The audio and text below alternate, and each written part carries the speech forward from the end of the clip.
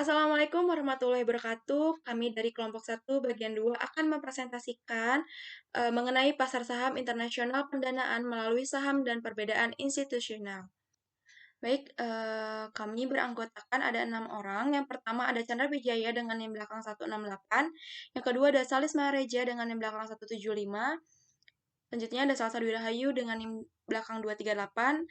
Lalu ada Reja Frandika dengan NIM belakang 240. Lalu ada Fahmi Nur Solihat dengan NIM belakang 241. Dan ada Siti Marsya dengan NIM belakang 264. Baik, yang pertama ada bab 1 pendahuluan yang akan dijelaskan oleh saya. Yang pertama adalah latar belakang. Pasar keuangan internasional bukanlah merupakan hal asing lagi dalam hubungan ekonomi internasional. Yang jelas adalah bagian penting dalam transaksi keuangan antar negara. Dengan adanya pasar keuangan internasional, tentunya mempermudah aliran pertukaran falas dan modal. Pada suatu titik ekstrim di mana transaksi internasional dilarang, kreditor dan investor akan dipaksa untuk menyalurkan dananya di dalam negeri. Pada titik ekstrim yang lain, keberadaan pasar sempurna tanpa hambatan di pasar keuangan dan pasar kekayaan real akan menyebabkan kreditor dan investor melakukan transaksi dalam suatu pasar tunggal dan terintegrasi.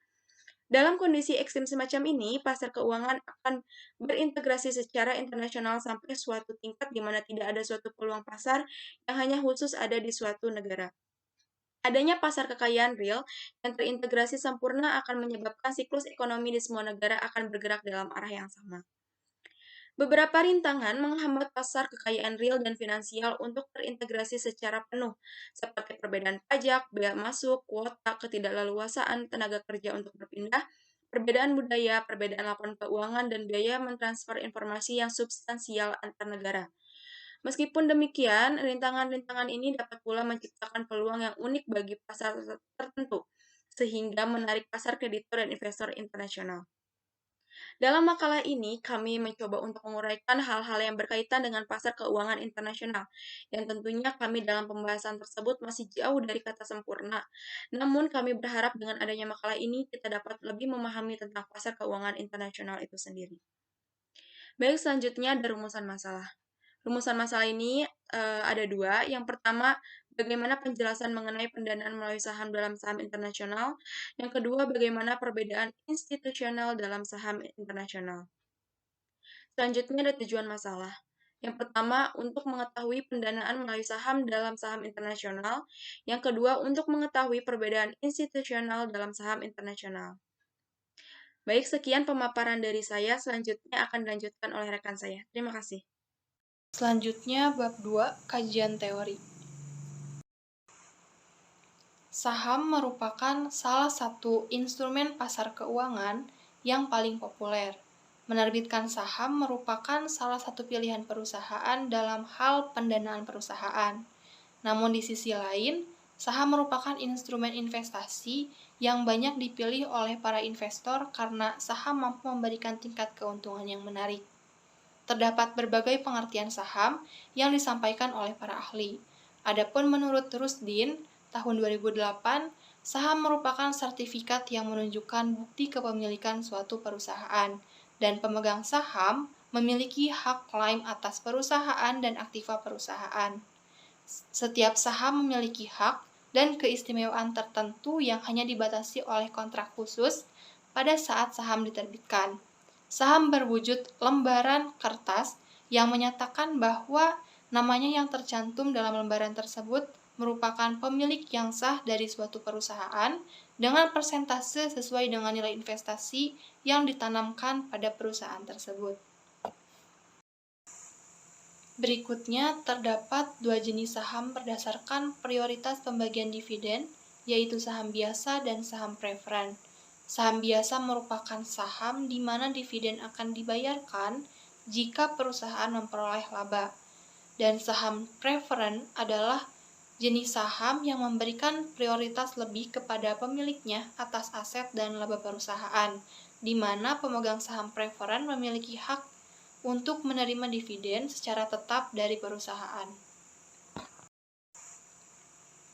Pasar saham adalah pasar yang mengadakan penjualan dan pembelian saham. Kegiatan di dalam pasar saham melibatkan penjual saham, pembeli saham, serta lembaga dan pekerja yang memiliki kepentingan terhadap saham yang diperjualbelikan. Pihak utama yang terlibat dalam pasar saham adalah investor, spekulan, dan pemerintah. Masing-masing memiliki tujuan dan kepentingan yang berbeda, tetapi tujuan utamanya sama, yaitu memperoleh laba maksimum melalui analisis fundamental maupun analisis teknikal. Pihak lain yang juga berkepentingan di dalam pasar saham ialah emiten, penjamin emisi, dan pialang. Selanjutnya, pasar saham internasional terdiri dari semua saham yang dibeli dan dijual di luar negeri penerbit saham tersebut. Perusahaan dan pemerintah sering menjual saham di pasar saham internasional. Pembeli saham mencakup perusahaan lain, bank, reksadana, dana pensiun, dan investor perorangan. Dalam pasar saham internasional, terdapat 8 negara yang mempunyai pasar saham terbesar, yaitu Kanada, Prancis, Jerman, Italia, Inggris, Belanda, Amerika Serikat, dan Jepang. Kedelapan negara ini merupakan 8 besar pasar saham pada akhir abad ke-20. Assalamualaikum warahmatullahi wabarakatuh. Perkenalkan, saya Fahmi Nur dengan NIM akhir 241. Di sini saya akan menjelaskan mengenai bab 3, yaitu pembahasan. Langsung aja. Yang pertama ada pendanaan melalui saham. Pendanaan merupakan dorongan berbentuk modal dana dari penyandang dana sebagai modal utama maupun dana tambahan untuk pengerjaan proyek, program, maupun kebutuhan perusahaan lainnya. Menurut Otoritas Jasa Keuangan, pendanaan merupakan penyediaan dana yang bersumber dari utang lain untuk menyelesaikan utang yang satu atau sebelum jatuh tempo dengan kondisi yang lebih menguntungkan, misalnya dengan menerbitkan obligasi. Sumber pendanaan umumnya ada dua, yaitu pendanaan utang ataupun pendanaan ekuitas atau saham. Pendanaan ekuitas atau yang dikenal dengan equity financing adalah penanaman modal lewat penjualan saham di perusahaan. Pendanaan ekuitas juga dikenal dengan pendanaan eksternal seperti pelaku pemegang saham. Intinya, pembiayaan ini melibatkan pihak lain dari luar perusahaan. Sumber pendanaan ini seperti layaknya menerima investor, sebagai gantinya investor akan memperoleh bagian dari saham perusahaan dan perusahaan tidak mempunyai kewajiban mengembalikan modal yang dipinjam. Semakin besar dana yang disuntikan, maka semakin besar pula kontrol untuk perusahaan tersebut. Lalu selanjutnya ada cross listing. Menurut Christine et al. 2018 menjelaskan cross listing merupakan pencatatan saham perusahaan pada satu atau lebih bursa asing selain bursa domestiknya.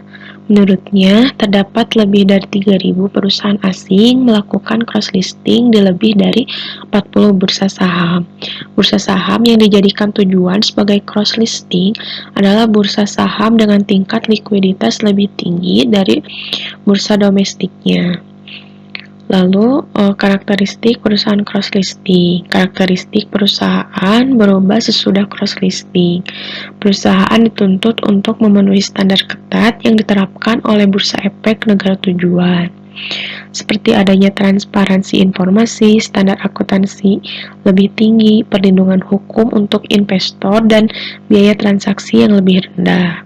Hal ini bertujuan untuk meningkatkan kepercayaan investor karena investor merasa aman untuk menginvestasikan dananya. Adanya peningkatan kepercayaan berdampak pada peningkatan valuasi perusahaan. Lalu selanjutnya ada cross listing berdasarkan kepemilikan saham. Saham merupakan bentuk kepemilikan aset. Pemegang saham berarti memiliki aset atau perusahaan. Kepemilikan saham bisa berbentuk dalam kepemilikan pribadi dan kepemilikan publik.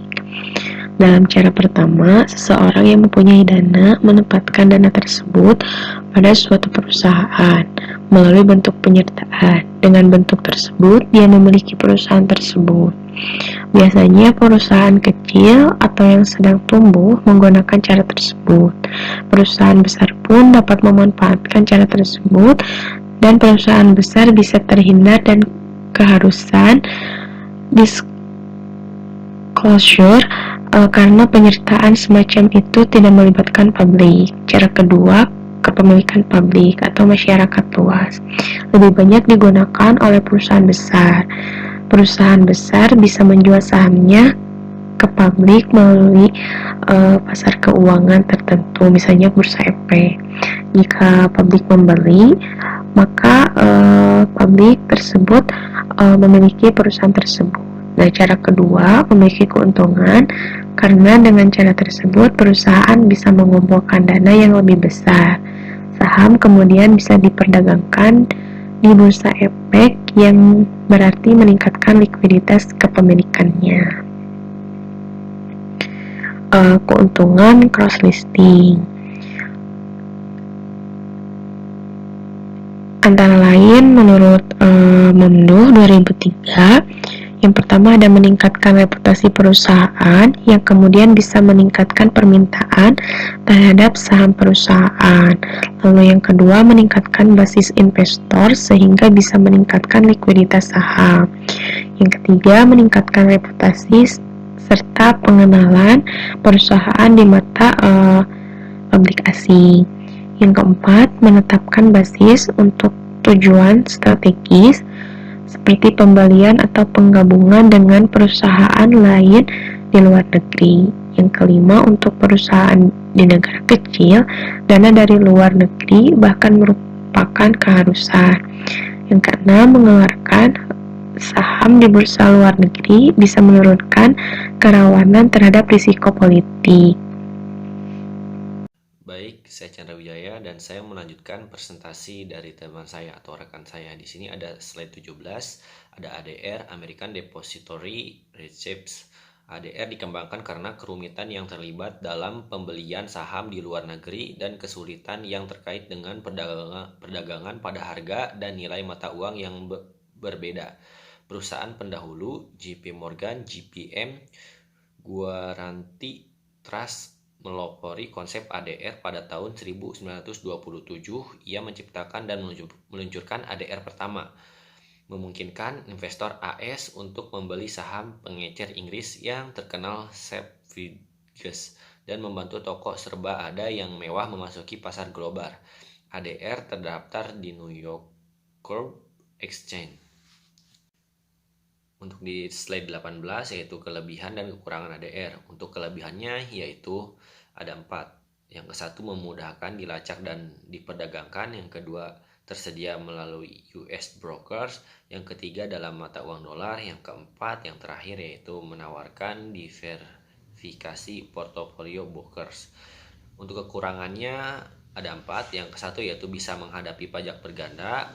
Kedua yaitu pilihan perusahaan terbatas. Yang ketiga yaitu ADR yang tidak disponsori mungkin tidak sesuai dengan SEC. Yang terakhir yaitu investor mungkin dikenakan biaya konveksi mata uang. Selanjutnya akan dipresentasikan oleh rekan saya. Assalamualaikum warahmatullahi wabarakatuh. Perkenalkan, nama saya Siti Marsya Syafina Aulia Putri dengan NIM belakang 264. Di sini saya akan menjelaskan mengenai perbedaan institusional. Kepemilikan saham institusional merupakan kepemilikan saham yang dimiliki oleh pihak yang tidak terlibat langsung dalam manajemen perusahaan. Kelompok pemegang saham ini merupakan outsider ownership yang ada di perusahaan. Mereka merupakan kelompok pemegang saham dari kalangan institusi lain yang ikut memiliki saham. Nah, di dalam perbedaan institusional ada dua jenis transaksi. Yang pertama yaitu ada market order. Market order adalah pilihan yang aman untuk saham dengan kapitalisasi yang besar karena sangat liquid atau gampang diperjualbelikan. Banyak pembeli atau penjual yang minat dengan aset saham kapitalisasi pasar yang sangat besar. Sehingga kemungkinan besar investor bisa mendapatkan harga yang mendekati harga terakhir di pasar. Market order adalah jenis transaksi yang paling umum dilakukan di pasar saham. Ini adalah pilihan default di sebagian besar halaman transaksi broker online. Nah, di sini market order itu memiliki kelebihan. Yaitu, jika kamu menggunakan aplikasi trading online yang disediakan broker, saat mengklik tombol beli atau jual, akan muncul formulir pemesanan yang harus diisi pengguna.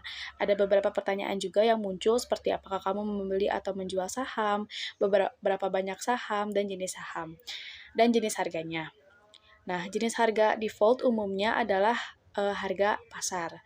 Nah, market order memungkinkan transaksi dieksekusi secepat mungkin pada harga yang diminta saat ini. Market order juga merupakan opsi dengan harga terendah. Nah, namun market order juga memiliki kelemahan, yaitu kurang dapat diandalkan saat memperdagangkan investasi yang kurang liquid, seperti saham berkapitalisasi kecil di perusahaan yang tidak jelas atau bermasalah. Saham-saham jenis ini diperdagangkan tipis sehingga bid-ask spread-nya cenderung lebar. Bid-ask spread adalah perbedaan antara harga tertinggi yang tersedia dibayar pembeli untuk sebuah aset di pasar dan harga terendah yang tersedia diterima penjual. Kondisi ini mengakibatkan market order terisi dengan lambat dan harga yang dapat mengecewakan. Lalu selanjutnya, yang kedua itu adalah limit order. Limit order adalah arahan untuk menjual atau membeli aset pada harga tertentu atau dengan harga yang lebih baik. Pembelian limit order akan dilakukan hanya ketika harga aset telah mencapai harga limit atau lebih terendahnya. Sedangkan penjualan limit order dilakukan ketika harga telah mencapai harga limit atau lebih tingginya. Nah, limit order juga memiliki kelebihan. Yang pertama, jika saham diperdagangkan tipis atau sangat fluktuatif harganya, investor dapat mengatur waktu penjualan untuk kenaikan harga berikutnya. Yang kedua, jika investor telah menentukan harga yang dapat diterima sebelumnya, limit order akan siap dan menunggu. Catatan, jangan centang opsi atau good for day bila kamu menggunakan aplikasi trading online, kecuali jika kamu ingin pemesanan tersebut hilang pada penutupan sesi perdagangan. Lalu, selain itu, ada pun kelemahan dari limit order, yaitu yang pertama, beberapa broker mengenakan biaya lebih tinggi untuk transaksi yang melibatkan limit order. Yang kedua, lebih rumit dieksekusi daripada market order. Dan yang ketiga, beresiko jika harga pasar yang sebenarnya tidak pernah jatuh dalam pedoman limit order investor mungkin gagal dieksekusi. Assalamualaikum warahmatullahi wabarakatuh. Sebelumnya izin memperkenalkan diri, nama saya Reja Frandika dengan NIM belakang 240. Di sini saya akan melanjutkan pembahasan dari pembahasan sebelumnya, yaitu untuk bab 4. Bab 4 ini ada penutup. Nah, pada bab 4 ini di sini saya akan memaparkan tentang kesimpulan dari materi yang telah kelompok kami bahas, yaitu mengenai pendanaan melalui saham perbedaan institusional. Nah, perusahaan multinasional bisa memperoleh dana itu dari pasar saham luar negeri. Nah, dengan cara menerbitkan sahamnya di bursa keuangan di luar negeri. Nah, lalu ada cross listing, yaitu mempunyai beberapa keuntungan seperti meningkatkan reputasi perusahaan. Nah, di samping itu juga memiliki kerugian seperti disclosure yang lebih ketat. Nah, jika perusahaan domestik menjual saham di bursa keuangan luar negeri, kemungkinan besar bukan saham asli yang diperjualbelikan, melainkan ADR, yaitu American Depository Receipts. Nah, yang diperjualbelikan. Nah, bagi investor ada beberapa keuntungan dengan melakukan investasi pada ADR. Nah, bursa keuangan negara-negara di dunia itu mempunyai desain perdagangan yang berbeda-beda. Desain mekanisme perdagangan pada dasarnya ada dua, yaitu sistem agen dan sistem dealer. Dari dua sistem tersebut, nah itu tuh kombinasi desain perdagangan yang bisa dibuat. Model eksekusi transaksi bisa dibuat berdasarkan pelanggan continue atau pelanggan call. Akhirnya kita telah sampai di penghujung presentasi. Terdapat beberapa poin penting yang telah dibahas mengenai pendanaan melalui saham perbedaan institusional ini. Nah, hal ini itu tidak hanya penting bagi diri kita sendiri, melainkan untuk pembelajaran yang bermanfaat juga gitu bagi kehidupan kita di masa depan. Nah, demikian beberapa hal yang bisa kami sampaikan pada kesempatan presentasi ini. Kami mohon maaf yang sebesar-besarnya apabila ada tutur kata maupun tindakan kami yang kurang berkenan bagi audiens sekalian. Dengan ini, presentasi ini saya tutup. Terima kasih atas perhatiannya. Assalamualaikum warahmatullahi wabarakatuh.